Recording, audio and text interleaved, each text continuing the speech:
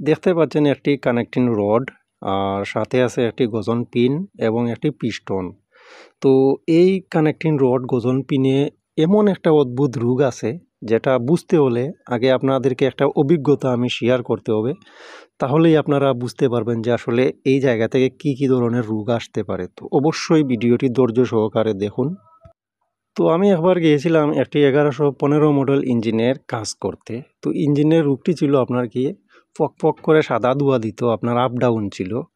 তো ভাবলাম হয়তো রিং পিস্টন ড্যামেজ হয়ে গেছে, না হলে তেলের কন্ডিশনের সমস্যা এবং প্লাঞ্জার পাম্পের যে রুলার ক্যাপ আছে এখানে সমস্যা হবে, মানে এই সমস্ত কিছুই, বা তেলের প্রেশার একটু কমিয়ে দেব।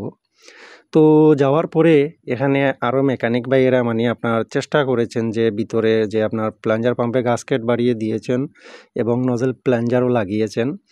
আর লাগানোর পরেও কিন্তু এটা হয় নাই। তো ভাবলাম যে দেখি আমি কি করতে পারি। তো ওনারা যার ইঞ্জিন উনি বললেন যে এই সব কিছুই মানে নতুন লাগানো হয়ে গেছে, কিন্তু এই ফক সাদা ধোঁয়া দেওয়াটা বন্ধ হচ্ছে না। পরবর্তীতে আমি ভাবলাম হয়তো রিং পিস্টন ড্যামেজ হয়ে গেছে, যেহেতু নজেল প্লাঞ্জার নতুন লাগানো হয়েছে, গাস্কেট দেওয়া হয়েছে, তারপরেও সমস্যা সমাধান হচ্ছে না।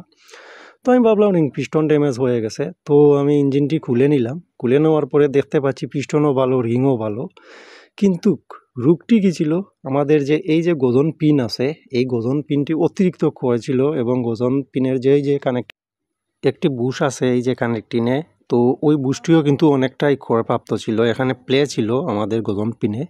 তো এই কারণেই কিন্তু ইঞ্জিনে এই পরিমাণ আপ ডাউন ছিল, আপনার ধাক্কা দিয়ে ফক করে সাদা ধোঁয়া দিচ্ছিল।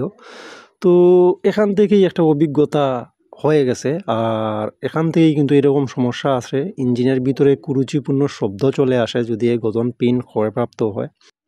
তো যাই হোক, আপনারাও বুঝতে পারলেন ইঞ্জিনে আপ ডাউন কোন জায়গা থেকে আসতে পারে। তো আপ ডাউন অনেক জায়গা থেকেই আসে।